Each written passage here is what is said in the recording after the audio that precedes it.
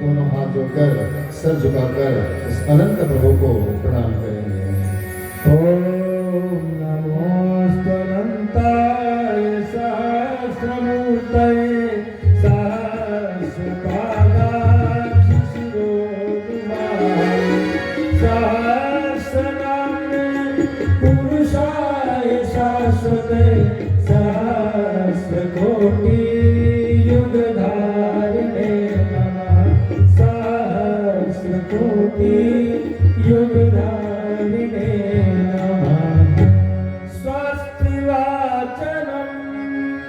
और आइए अब स्वस्ति वाचन करेंगे।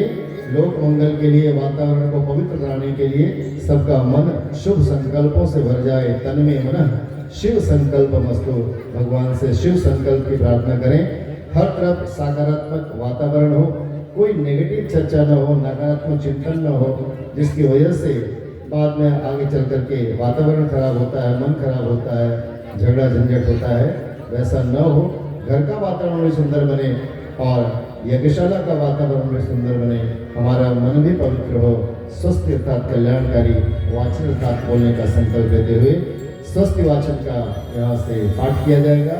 आप सब भी पाठ करेंगे। अपने दाहिने हाथ में पुष्प अक्षत एक चम्मच जल लें, बाएं हाथ को दाएं हाथ के नीचे रखें, हृदय के स्थान को स्पर्श करें और स्वस्थ वाचन जिन्हें आता हो साथ साथ बोलेंगे, न आता हो तो मंगलमय जीवन की कामना करेंगे। हरि ओम गणानां त्वा गणपतिं हवामहे, प्रियाणां त्वा प्रियपतिं हवामहे, निधीनां त्वा निधिपतिं हवामहे। वसो मम आहम जानि गर्भधमा त्वमजासि गर्भधम्मा। ओम स्वस्ति न इन्द्रो वृद्धश्रवाः, स्वस्ति नः पूषा विश्ववेदाः, स्वस्ति नस्तारक्षो अरिष्टनेमिः, स्वस्ति नो बृहस्पतिर्दधातु। ॐ पयः पृथिव्यां पयोषधेषु पयो दिव्यन्तरिक्षे पयोराः, पयस्वदिशः सन्तु मह्यम्।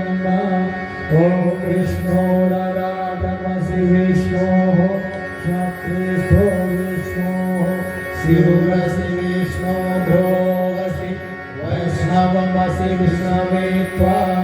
ॐ अग्निर्देवता वातो देवता, सूर्यो देवता, चन्द्रमा देवता, वसवो देवता, रुद्रा देवता, आदित्या देवता, मरुतो देवता, विश्वे देवा देवता, बृहस्पतिर्देवतेन्द्रो देवता, वरुणो देवता। ॐ यहुः शान्तिरन्तरिक्षं शान्तिः, पृथिवी शान्तिरापः शान्तिरोषधयः शान्तिः, वनस्पतयः शान्तिर्विश्वे देवाः शान्तिर्ब्रह्म शान्तिः, सर्वगुण शान्तिः शान्तिरेव शान्तिः, सा शान्तिरेधि। ॐ विश्वानि देव सवितर्दुरितानि परास्तु, यद्भद्रं तन्नास्तु। ॐ शान्ति शान्ति शान्ति, सर्वारिष्ट सुशान्तिर्भवतु। प्रणाम करें। अक्षत पुष्प को एक तस्तरी में, प्लेट में, कटोरी में जमा कर देंगे। रक्षा विधानम, और रक्षा विधान करेंगे। रक्षा विधान के लिए सभी कुंडों से एक भाई अपने बाएं हाथ में पर्याप्त अक्षत लेकर के भाई अथवा बहन खड़े हो जाएंगे। सभी कुंडों से केवल एक। और जब यहाँ से मंत्र बोला जाए तो पूरब से प्रारंभ करके और आठों कोनों में, आठों दिशाओं में, ऊपर नीचे 10 दिशाओं में दो दो दाने अक्षर छोड़ेंगे और 10 दिशाओं से आने वाले आसुरी शक्तियों से इस यज्ञ की, अपने मन की, अपने संकल्पों की रक्षा करने का भाव बनाएंगे। ओम भूमि रक्षक अग्नि गरुड़ध्वजा दक्षिणे पद्मनाभस्तु नैऋत्या मधुसूदनः पश्चिमे चैव गोविन्दो वायव्याकुलनन्दनः उत्तरे श्रीपति रक्षेत् ऐशान्यां महेश्वरः ऊर्ध्वं रक्षतु धातारौ यथोदन्तस्य रक्षतु अरुत्तमप्यतुष्ठानं रक्षतु सोममानुः अपसर्पन्तु ते भूता ये भूता भूमि संस्थिता ये भूता विघ्नकर्तारः ते गच्छन्तु स्वाज्ञया अपक्रामन्तु भूतानि पिशाचा सर्वतो विषम् सर्वेषामविरोधेन यज्ञकर्म समारभे यज्ञकर्म समारभे। सभी बैठ जाएंगे। सर्वेशाम विरोधेन यज्ञ कर्म समारभे, इसकी घोषणा की है। और आइए, अब अग्नि स्थापन का समय है, लेकिन उससे पूर्व यहाँ यज्ञोपवीत और दीक्षा संस्कार जो है वो होगा। 2-3 कर्मकांड है उनके, वो हो जाएगा, ज़्यादा समय नहीं लगेगा। यज्ञ वातावरण में ही कोई भी संस्कार होता है और यज्ञ के कर्मकांड रक्षा विधान तक यहाँ संपन्न हो चुका है। इसलिए अब जो यज्ञोपवीत का और दीक्षा का कर्मकांड है वो 2-3 कर्मकांड यहाँ करेंगे। इसके बाद अग्नि की स्थापना करके हम सब आहुति डालेंगे। दीक्षा यज्ञोपवीत।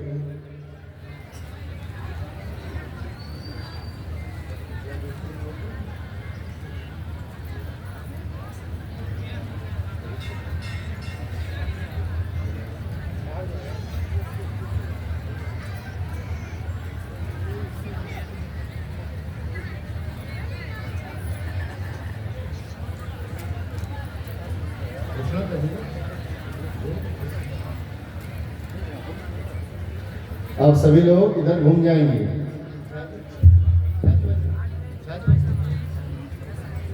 सभी लोग इधर कर लेंगे मुंह देवमंच की ओर थोड़ी देर के लिए। नहीं तो आप बार बार पीछे घूमेंगे तो आपके गर्दन में दर्द होगा, पीठ में दर्द होगा। इसलिए थोड़ी देर के लिए घूम जाइए। फिर जब आहुति देने का समय आएगा तब आप कुंड की तरफ मुड़ जाएंगे। सभी लोग इधर कर लें।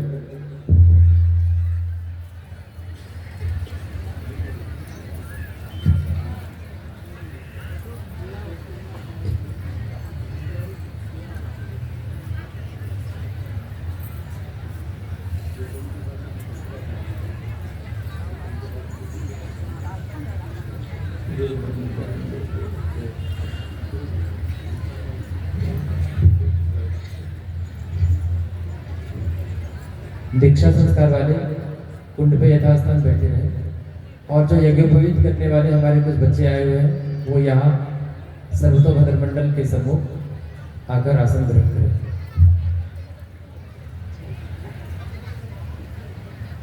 हाँ, ध्यान दीजिएगा।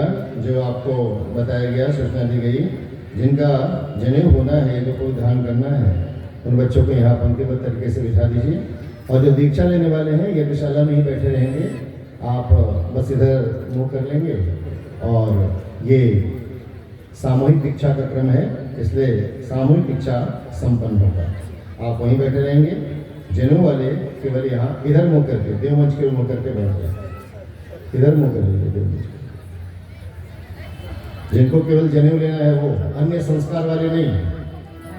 विद्यारंभ हो, नामकरण हो, वो नहीं, वो बाद में प्रवचन मंच पर पहुंचेंगे। अभी आप अपने स्थान पर बैठे। केवल जनेऊ वाले बैठ जाएंगे। उनके साथ उनके घर वाले हों तो वो भी बैठ जाएंगे।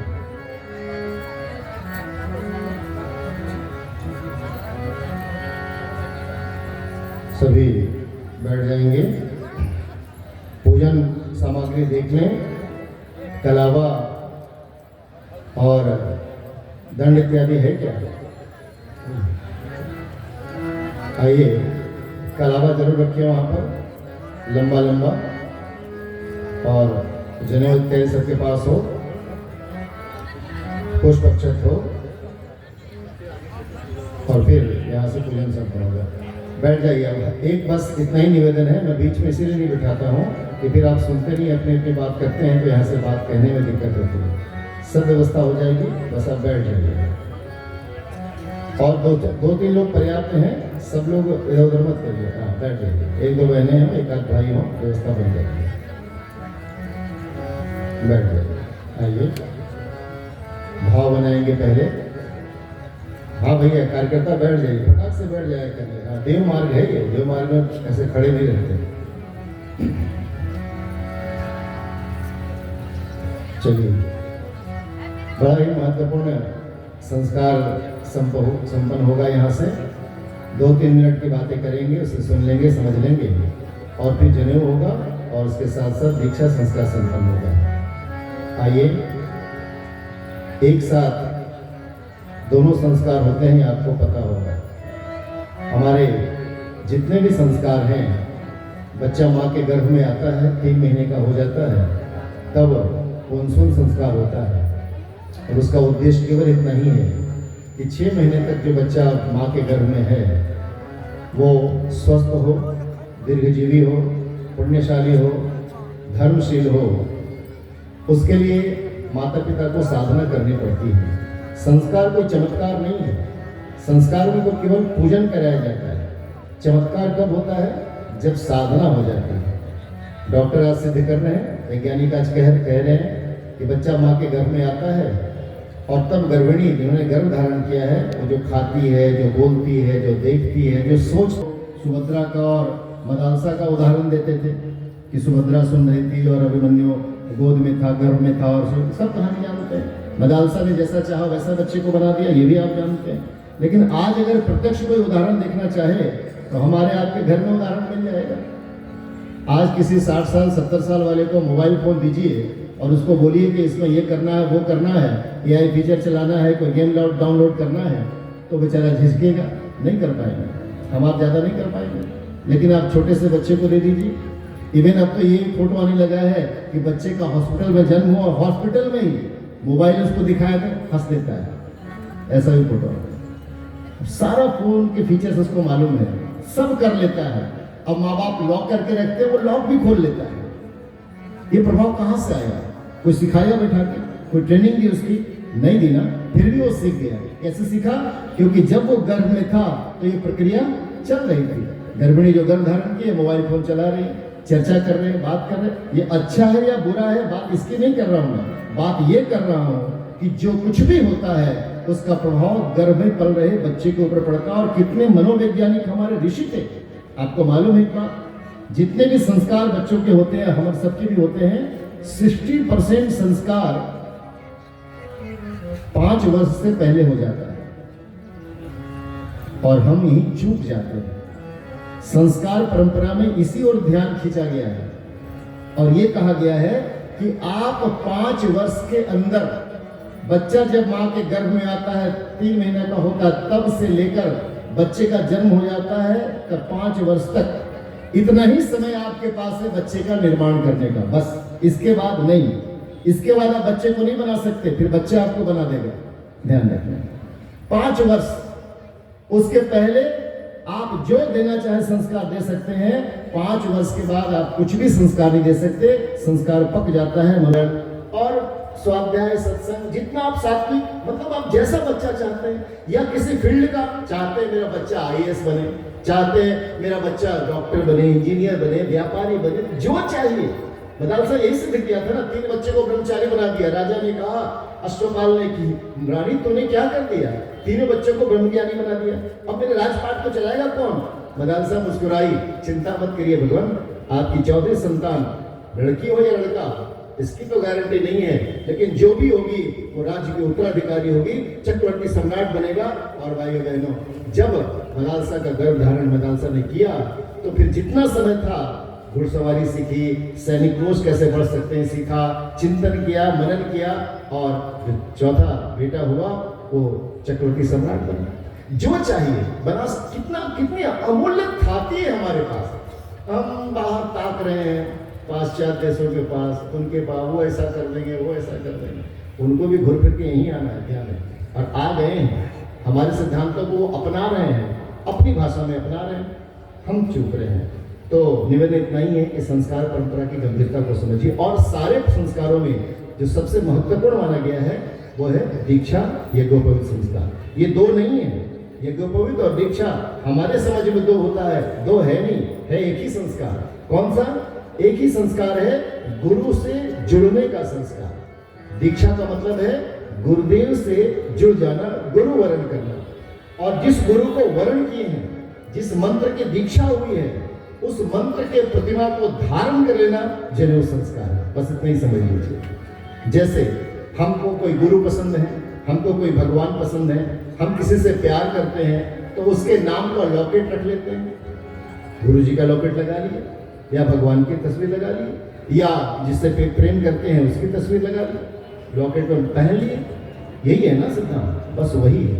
गायत्री मंत्र की दीक्षा होगी और ये सिद्ध करता है कि गुरु मंत्र कोई है तो एक ही मंत्र है जिसका नाम है गायत्री मंत्र, और कोई गुरु मंत्र नहीं है। मंत्र तो कोई भी जप सकते हैं, नाम कोई भी जप सकते हैं, लेकिन गुरु मंत्र है वो गायत्री मंत्र ही है। ये प्रमाण है क्योंकि जनेऊ सब धारण करते थे, हर जाति के, हर धर्म के, नारी नर सब धारण करते थे। पहले धर्म एक ही था, सनातन धर्म, तो सब जनेऊ धारण करते थे। एक दो पवित्र पहनने का अधिकार सबको है। और वो जनेऊ किस लिए धारण करते थे? क्योंकि गायत्री मंत्र की दीक्षा लेते थे, और गायत्री मंत्र की प्रतिमा है जनेऊ। ओम गायत्री मंत्र का प्रणव है। जनेऊ में एक बड़ा सा गांठ है, ओम का प्रतीक है। 3 छोटे छोटे गांठ होते हैं, भू भुव स्व। 3 लड़ियां होती है मोटे मोटे, तत्सवितुर्वरेण्यम भर्गो देवस्य धीमहि धियो यो न प्रचोदयात्। गायत्री के 3 चरण है, इसलिए गायत्री को त्रिपदा कहते हैं, 3 पद वाली। और उसमें भी 3-3 धागों से बना है। 9 धागे टोटल होते हैं एक जनेऊ में। जो विवाहित होते हैं वो अपनी पत्नी का भी अगर धारण करना चाहे तो जोड़ा जनेऊ पहनते हैं। अगर पत्नी जनेऊ पहनती है तो सिंगल जनेऊ पहनते हैं। विवाह नहीं हुआ है तो सिंगल यानी 3 धागे का जनेऊ पहनते हैं। और 3 धागों में 3 या 9 जो गायत्री मंत्र के 9 शब्द हैं, तत् सवितुर्वरेण्यम भर्गो देवस्य धीमहि धियो यो न प्रचोदयात्। तो गायत्री मंत्र की प्रतिमा है जनेऊ, इसलिए 2 अलग नहीं है। गायत्री मंत्र की दीक्षा लेने के बाद जनेऊ पहना देते थे। कई लोग अलग कर दिए हैं। अगर अलग कर भी दिए हैं और आपने केवल जनेऊ धारण किया है, क्योंकि जनेऊ धारण नहीं करेंगे तो शादी नहीं होगी, लाइसेंस है ये, बिना जनेऊ के शादी नहीं कराएंगे भाई। तो ऋषि ने कितना सब कुछ बना दिया था, यानी जनेऊ धारण करना ही चाहिए। तो जनेऊ धारण करने वाले भी अगर दीक्षा नहीं लिए हैं तो भी गायत्री मंत्र जपेंगे ही, तो ही जनेऊ धारण करने का फायदा है, नहीं तो कोई फायदा नहीं। तो गायत्री मंत्र ही मुख्य है। जनेऊ धारण करिए तो भी अच्छा है, न कर पाए, कुछ बहनें नहीं कर पाती हैं, कोई दिक्कत नहीं। हर महीने बदलना पड़ता है, हर महीने शुद्धि का होता है तो जनेऊ बदलना पड़ता है। इस व्यवहारिक कठिनाई से बचने के लिए अगर आप धारण नहीं करते तो कोई बात नहीं, महत्वपूर्ण है गायत्री मंत्र का जप। इसलिए एकदम कंफ्यूजन हटा दीजिए, ये कर सकते हैं कि नहीं, वो कर सकते हैं कि नहीं, ऐसा कहीं कुछ नहीं है। जो एक ही वाक्य है, गायत्री मंत्र सब जप सकते हैं, गायत्री मंत्र की प्रतिमा सब धारण कर सकते हैं, और उसका नाम जनेऊ है। आइए हम सब जनेऊ करें, उससे पूर्व दीक्षा लें, उससे पूर्व एक छोटी सी वंदना, गुरु वंदना करेंगे, और उसके पश्चात हम सब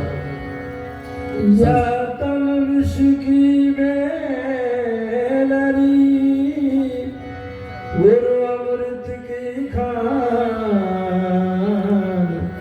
शीश दिए जो गुरु मिले तो भी सस्ता जान। गुरु कुमार शिष्य कुंभ है, काढ़े गढ़ी गढ़ी खोट, अंदर हाथ सहाय दे, बाहर मारे चोट, बाहर मारे चोट। तो गुरु बिन ज्ञान नहीं, नहीं रे, गुरु बिन ज्ञान नहीं। अंधकार बस तब तक ही है,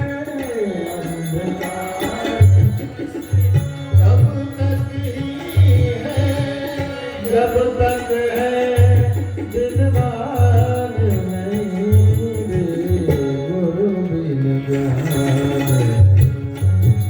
नहीं रे, गुरु बिन ज्ञान नहीं रे।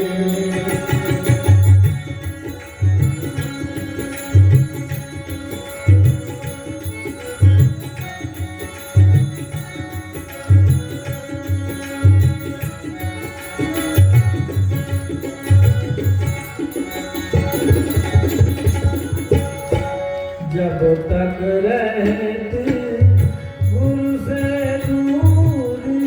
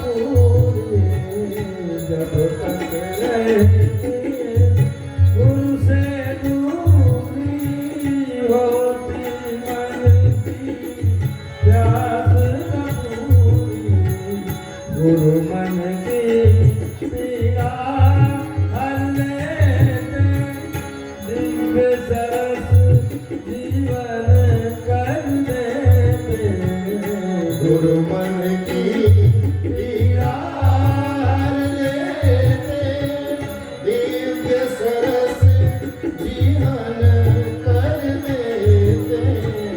गुरु बिन जीवन होता ऐसा, गुरु बिन जीवन होता ऐसा, जैसे प्राण नहीं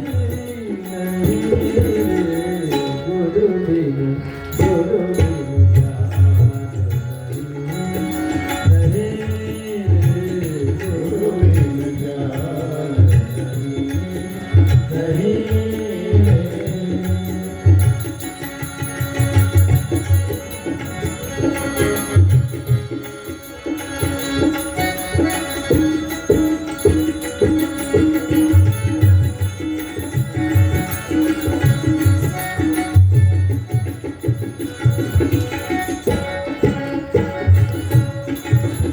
गुरु से जब अनुदान लेंगे, अति पावन परिणाम मिलेंगे।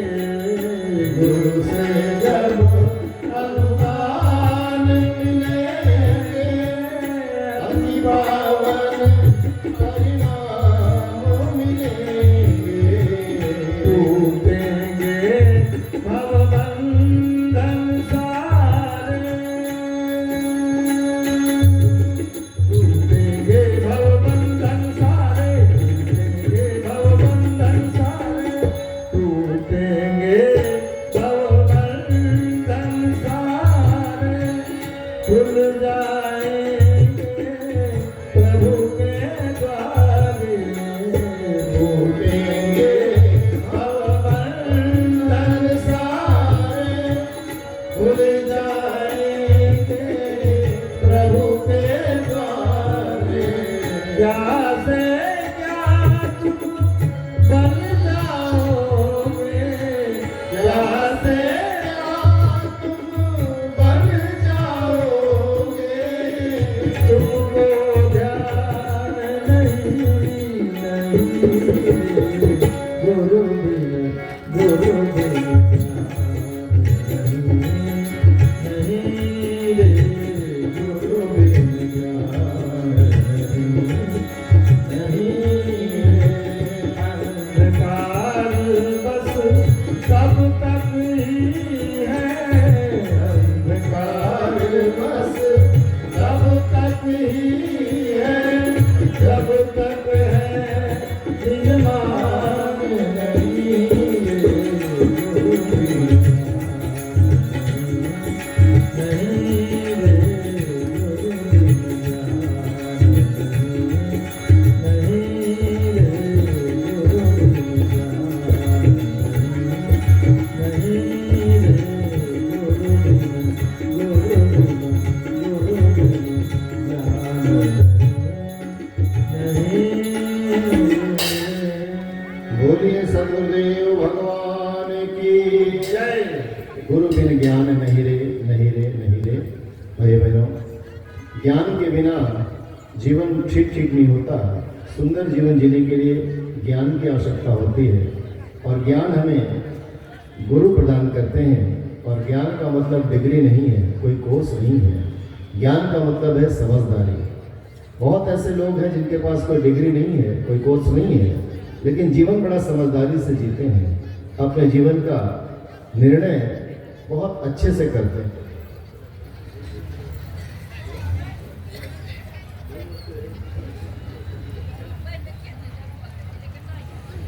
आइए, गुरु की कृपा से हमारे अंदर समझदारी विकसित हो। बड़े बड़े डिग्री लेने के बाद भी कई लोग एक क्षेत्र का समाधान तो कर देते हैं, अच्छा पुल बना सकते हैं, अच्छा ट्रीटमेंट दे सकते हैं, अच्छी शिक्षा दे सकते हैं, अपने क्षेत्र का निर्माण कर सकते हैं, लेकिन जब जीवन में कोई समस्या आती है तो सारी इंजीनियरिंग फेल हो जाती है, सारा मेडिकल साइंस फेल हो जाता है। घर को चलाने के लिए भाई बहनों जिसकी आवश्यकता है उसका नाम विद्या है।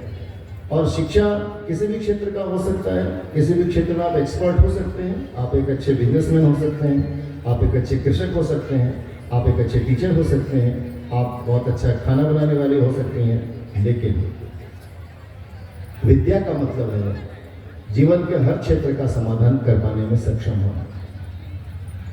और अगर तुलना करें तो शिक्षा वैसे ही जैसे रात में कोई बल्ब जलता है, ट्यूबलाइट जलता है, एक सामान्य एक थोड़े से दायरे में प्रकाश कर देता है, वहाँ हमें सब कुछ दिखाई देता है। लेकिन उस दायरे से जब बाहर निकलते हैं तो अंधेरा ही अंधेरा है। आपने कभी क्रिकेट मैच देखा होगा, डे नाइट मैच, स्टेडियम में कितना प्रकाश होता है, इतना प्रकाश होता है कि आराम से क्रिकेट खेला जा सकता है। लेकिन स्टेडियम से बाहर निकलिए तो अंधेरा अंधेरा है। किसी क्षेत्र के हम एक्सपर्ट हो सकते हैं, लेकिन सब क्षेत्र में हो ऐसा नहीं है। लेकिन जब सूर्य भगवान उगते हैं तब, जब दिन होता है तो स्टेडियम के अंदर भी, बाहर भी, घर के अंदर बाहर, सब जगह प्रकाश ही प्रकाश होता है। ऐसे जब समझदारी आ जाती है ना, तो जीवन के हर क्षेत्र का समाधान हम कर सकते हैं। और समझदारी का नाम है ज्ञान, और वो ज्ञान देने का कार्य केवल और केवल गुरु की प्रेरणा से, गुरु की संगति से, गुरु के सानिध्य से, गुरु की कृपा से, गुरु के पुण्य से, ज्ञान से, तप के एक अंश से प्राप्त होता है। इसलिए कहा गया गुरु सबको वरण करना चाहिए। और गुरु वरण करने का उम्र बताया गया, समय बताया गया, कब? किशोरावस्था। यहाँ समय नहीं है कि मैं ज़्यादा व्याख्या करूँ, लेकिन केवल इतना ही समझ लीजिए, किशोरावस्था का मतलब है जब इंद्रियां पकने लगती हैं, बालक को या बालिका, जब शरीर में ऊर्जा का संचार होने लगता है, जब इंद्रियां पक रही हैं, ऊर्जा बन रहा है, तब उस समय अगर दिशा न दिया जाए तो भटकने का खतरा होता है। और ये खतरा आज हो रहा है। टीन एज जिसको कहते हैं किशोरावस्था, 13 to 19, ये टीन एज कहा गया है। इस टीन एज में अगर सही मार्गदर्शन नहीं मिला, सही जीवन का निर्धारण नहीं हुआ, मर्यादा नहीं रही, तो ऊर्जा भटक सकती है। और जो शक्ति हमारे निर्माण में हो सकती थी, वो शक्ति ध्वंस में लग सकती है। और आज इसका रूप देखा जा रहा है। ऋषि मनोवैज्ञानिक थे, इसलिए उन्होंने कहा था किशोरावस्था में दीक्षा लेनी चाहिए, यज्ञोपवीत लेना चाहिए। लेकिन चलिए, जब जागे तभी सवेरा। जागने का तो नियम है कि सुबह प्रातःकाल जाग जाना चाहिए ब्रह्म मुहूर्त में, लेकिन नहीं जग पाए तो 5 बजे जग जाइए, 5 बजे नहीं जगे तो 6 बजे जग जाइए, 6 बजे भी नींद नहीं खुली तो 7 बजे उठ जाओ बाबा। इस आप 7 बजे भी नहीं उठ पाए तो 8 बजे उठ जाओ, नहीं 8 बजे भी नहीं तो 9 बजे उठना तो पड़ेगा ही, बिना उठे काम नहीं चल सकता है। ऐसे ही गुरु से जुड़ना ही पड़ेगा, जल्दी जुड़ जाए तो ज़्यादा लाभ है। तो जब आवश्यकता है हमारे जीवन में कुछ पाने की, तभी गुरु वरण करना चाहिए। चलिए, जिनके मन में भी जब भी जागा है, गुरु की प्रेरणा है, आज बड़ा दिन, सुंदर दिन है, गुरुवार का दिन है, सप्तमी तिथि है, तो ऐसे पावन तिथि में और ऐसे पावन दिवस में आप गुरु मंत्र, गायत्री महामंत्र लेने जा रहे हैं, तो निश्चित रूप से सभी सौभाग्यशाली हैं। और मैंने पहले ही कहा कि गायत्री मंत्र की प्रतिमा है जनेऊ। जो दीक्षा लेते हैं उनको जनेऊ भी धारण करना चाहिए। जो ले रहे हैं अच्छी बात है, अगर किसी कारणवश नहीं ले सकते हैं तो कोई बात नहीं, लेकिन गायत्री मंत्र जपना ही महत्वपूर्ण है। आइए, जो जनेऊ ले रहे हैं उनसे प्रार्थना है, सावधान हो जाएंगे। आपके पास एक कार्यकर्ता, इसको भी जनेऊ लेना है।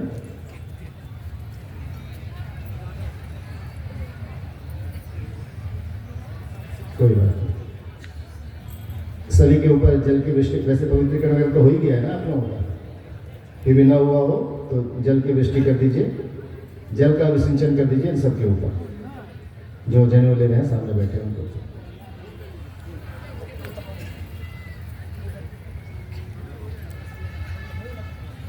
वहीं जल का हाथ। ओम पवित्र पवित्रो वा सर्वावस्थांगतोऽपि वा यः स्मरेत् पुंडरीकाक्षं सबाह्याभ्यन्तरः शुचिः। ओम पुनात पुंडरीकाक्षः, पुनात पुंडरीकाक्षः, पुनातो। जिन्होंने तिलक लगा लिया है ठीक है, जो तिलक नहीं लगा पाए उनको तिलक लगा दीजिए। जो जनेऊ ले रहे हैं उनको ही, तिलक न लगाए हों तिलक लगा दीजिए। ओम चंदनस्य महत्पुण्यं पवित्रं पापनाशनम् आपदामहर्ते नित्यं लक्ष्मीस्तिष्ठति सर्वदा। ओम गन्धद्वाराम्बुराधर्षां नित्यपुष्टां करीषिणीं ईश्वरीं सर्वभूतानां तामेवोपहवये श्रियम्। ओम भूर्भुवस्सुवः तत्सवितुर्वरेण्यं भर्गो देवस्य धीमहि धियो यो नः प्रचोदयात्। अब जो जनेऊ ले रहे हैं वो सावधान हो जाएं, उनके साथ अगर कोई अभिभावक बैठे हों तो ध्यान देंगे। जनेऊ लेने वाले तो 2 चीज़ पहनना पड़ता है, एक तो है मेखला कोपिन धारण करना पड़ता है, दूसरा दंड धारण होता है। गुड़ा होगा, बड़ा सा ले लीजिए और जो जनेऊ ले रहे हैं उनके कमर में कलावा बांध दीजिए। इस बात का प्रतीक है, बेल्ट हम लोग बाद में पहनते हैं, तो बेल्ट पहनते हैं सैनिक लोग, तो उसका कारण क्या है? चुस्ती फुर्ती बनी रहती है। ऐसे ही जीवन में चुस्ती फुर्ती बनी रहे, कमर कस के तैयार हो जाए आदमी, इस भाव से बैठे बैठे बैठे कलावा कमर में बांध दीजिए। यहाँ से मंत्र बोला जा रहा है, कलावा बांध दीजिए। ओम यम दुरुक्तम परिबाधमाना वर्णम पवित्रम पुनतिम आगात प्राणापानाभ्यां बलमादधाना स्वसा देवी सुभगा मेखलेयम्। ओम भूर्भुवः स्वः तत्सवितुर्वरेण्यं भर्गो देवस्य धीमहि धियो यो नः प्रचोदयात्। बैठ जाइए। अब दंड धारण किया जाता है और दंड ब्रह्मदंड के रूप में यहाँ पूज्य गुरुदेव वंदनीय माता जी ने दिया है। लाठी पहले दी जाती थी, दंड दिया जाता था और उसका काम था कि लाठी कई जगह पे काम आती थी। हमारी सुरक्षा में भी काम आती थी, कहीं नदी नाला पास करना हो तो उसमें काम आता था, इसलिए लाठी दिया जाता था। यहाँ दंड नहीं है अभी आपके पास, केवल प्रणाम कर लीजिए और बाद में आप ब्रह्मदंड एक स्टॉल से खरीद लीजिएगा और उसको अपने पूजा स्थली पर रखिएगा। ब्रह्मदंड जो रखा जाता है भाई बहनों, वो किसी को मारने के लिए नहीं है, वो प्रतीक है सेल्फ डिसिप्लिन का, आत्मानुशासन का। ब्रह्मदंड जब हाथ में रखते हैं तो हम अपने आप को अनुशासित रख सकें, इसी का प्रतीक है। दोनों हाथ जोड़ लीजिए और ब्रह्मदंड आप बाद में ले लीजिएगा। ओम यो मे दंड परात् तद वैहायसोऽधिभूम्यां तमहं पुनरादद आयुषे ब्रह्मणे ब्रह्मवर्चसाय। प्रणाम कर लें और ब्रह्मदंड जरूर बाद में खरीद के उसको प्रणाम करके और अपने पूजा स्थली पर रखेंगे। आइए, जिनका जनेऊ है जनेऊ निकाल लीजिए, हाथ में जनेऊ खोल लीजिए। जनेऊ को निकाल के जनेऊ खोल लीजिए, दोनों उंगलियों, दोनों हाथ की उंगलियों में फंसा लीजिए और उसके ऊपर पहले जल का विसिंचन करेंगे। ओ बहन जी, ये क्या कर रहे हैं आप? ये व्यवस्था ऐसे ही बनाएंगी क्या?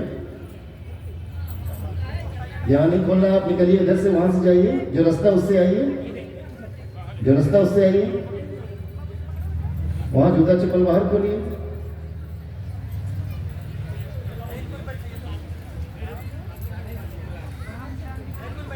चलो कोई बात नहीं, ठीक। तो जनेऊ खोल लीजिए, जल्दी से बात मत करिए, इधर ध्यान दीजिए। जनेऊ खोलिए, दोनों हाथ को उंगलियों में लगाइए और उसको बीच में समेट लीजिए। उंगलियों में फंसाए फंसाए बीच में समेट लीजिए। उसके ऊपर जल का विसिंचन करिए। हमारी कार्यकर्ता बहने सभी जनेऊ के ऊपर जल का विसिंचन करें, जनेऊ को पवित्र करेंगे। इसमें 5 देवताओं की स्थापना होती है। मंत्र बोले, सभी जनेऊ पर जल का विसिंचन करिए। ओम मनो ज्योतिर्जुषतामाज्यस्य बृहस्पतिर्यज्ञमिमं तनोत्वरिष्ठं यज्ञध्वंसमिमं दधातु विश्वे देवास इहमादयन्तां प्रतिष्ठ। सभी जनेऊ को पवित्र करने का भाव है। अब दोनों उंगलियों में फंसा करके और बीच में समेट लीजिए। हाथ में सबके पुष्प अक्षत दे दीजिए, फूल अक्षत सभी के हाथ में दे दीजिए।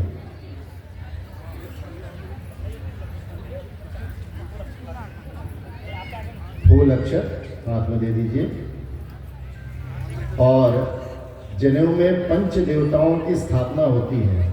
5 देवता की शक्ति जनेऊ के साथ साथ हमारे साथ रहती है, उनका आशीर्वाद मिलता है।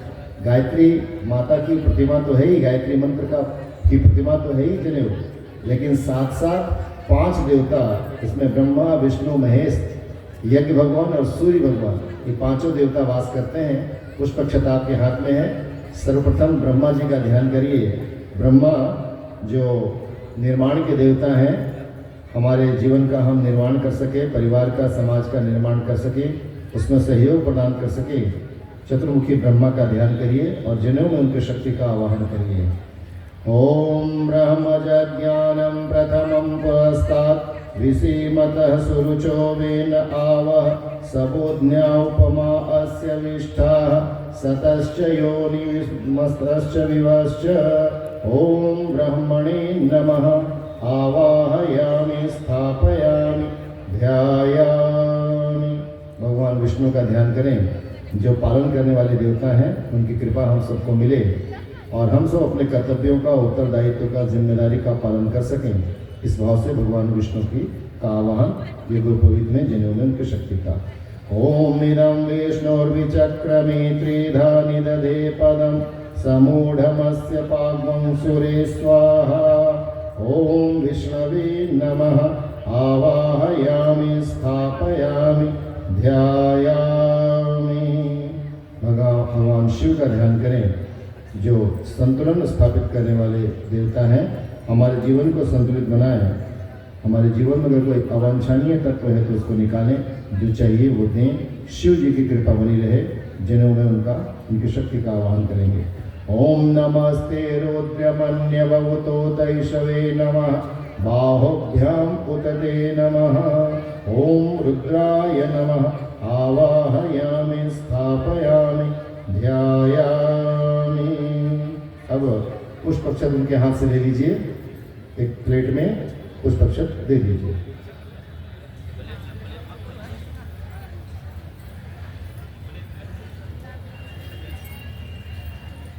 पुष्पक्षत दे करके अब हाथ को ऐसे फैला लीजिए सामने, हृदय के सामने उंगली हाथ फैलाइए और यज्ञ भगवान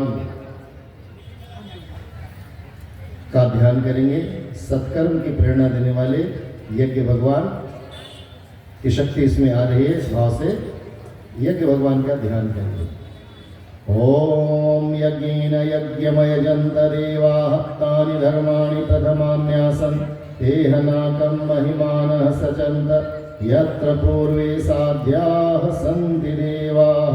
ओम यज्ञ पुरुषाय नमः आवाहयामि स्थापयामि ध्यायामि। अब दोनों हाथ ऊपर कर लें। 2 4 5 कार्यकर्ता भाई यहाँ पहुँच जाएं। जो जनेऊ धारण किए हैं आसपास में आ जाएं। 2 4 10 जो भी हैं दोनों हाथ ऊपर कर लीजिए और सूर्य भगवान का ध्यान करिए। सूर्य भगवान की कृपा इस जनेऊ में आए और जनेऊ में उनकी शक्ति रहे। सूर्य भगवान सदैव आपके साथ विद्यमान रहे। इस भाव से भगवान सूर्य का ध्यान करिए। ओम मा कृष्णेन रजसा वृत्तमानो निवेशयन्नमृतं मर्त्यं च हिरण्ययेन सविता रथेन देवो याति भुवनानि पश्यन्। ओम सूर्याय नमः आवाहयामि स्थापयामि ध्यायामि। हाथ ऊपर ही रखेंगे। अब शीघ्रता से जो भाई खड़े हैं कार्यकर्ता भाई सभी को जनेऊ धारण करा दीजिए। जनेऊ पहनाइए बाएं कंधे पर दाहिने कमर की तरफ से। सभी को शीघ्रता से जनेऊ धारण कराइए।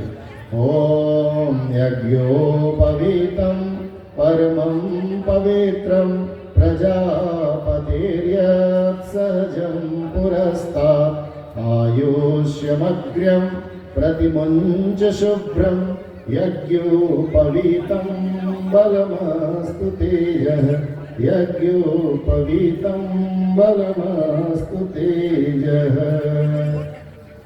हाथ नीचे कर लीजिए। आपने जनेऊ अपने बाएं कंधे पर धारण किया है, पीठ पर धारण किया है, हृदय में धारण किया है, दाएं कमर की तरफ धारण किया है। तो इसमें 5 देवताओं की प्राण प्रतिष्ठा हुई है। 5 देव शक्तियाँ आपके साथ सदैव रहेंगी। अब दोनों हाथ जोड़ लें और सूर्य दर्शन करेंगे। भगवान सूर्य को विशेष प्रणाम करेंगे क्योंकि सूर्य की उपासना तो आप करते ही हैं। गायत्री मंत्र के देवता सविता देवता कहे गए हैं, सूर्य देवता कहे गए हैं और गायत्री मंत्र की प्रतिमा ही जनेऊ है। इसलिए सूर्य भगवान की कृपा निरंतर आपके ऊपर बनी रहे, उनका आशीर्वाद मिलता रहे। इस भाव से भगवान सूर्य को प्रणाम करिए। ओम तच्चक्षुर्देवहितं पुरस्तात् शुक्रमुच्चरत् पश्येम शरदः शतं जीवेम शरदः शतघ्नं शृणुयाम शरदः शतं प्रब्रवाम शरदः शतमदीनाः स्याम शरदः शतं भूयश्च शरदः शतात्। प्रणाम कर लें।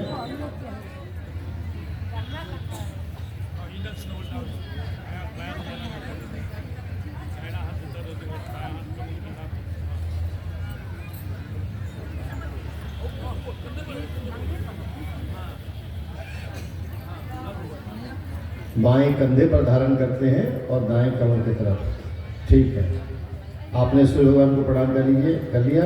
अब सामान्य अवस्था में आ जाए। बाद में आप जनेऊ को अपने कुर्ते के अंदर कर लेंगे, बनियान के अंदर कर लेंगे सावधानी से। अब कुछ नियम है, उसको ध्यानपूर्वक सुन लीजिए। जो जनेऊ धारण अभी किए हैं या पहले भी किए हैं, आपको मालूम भी होगा, मैं बता दूं कि ये जनेऊ जब तक हमारा शरीर है तब तक हमारे शरीर पर रहेगा। कभी भी हमारा कंधा जनेऊ से खाली नहीं होगा। एक दूसरा, इसकी पवित्रता को बनाए रखने के लिए शौच इत्यादि के समय में लघु शंका दीर्घ शंका के लिए जाते हैं, तब इसको कमर से ऊंचा कर लेना चाहिए। ये तो पवित्र को पवित्र रखने का एक ही भाव है, वो कमर से ऊंचा हो जाए। और कमर से ऊंचा करने के लिए या तो कान पे 3 बार लपेट लें, आदत ना हो, भूल जाए तो पहले आप गर्दन में भी लपेट के रख सकते हैं, ताकि वो कमर से ऊंचा हो जाए। जब अभ्यास हो जाए तो आप पहले आपका हाथ हो जाएगा, बाद में आप लघु शंका के लिए जाएंगे। या ऐसे किसी भी कार्य के लिए आप जनेऊ को धारण किए हैं तो उसके पवित्रता को धारण करने के लिए केवल उसे अपने कमर से ऊंचा कर लें, और गले में लपेट लेने से कमर से ऊंचा हो जाता है, तो उसकी पवित्रता बनी रहती है। जनेऊ कभी पुराना हो जाए, खंडित हो जाए,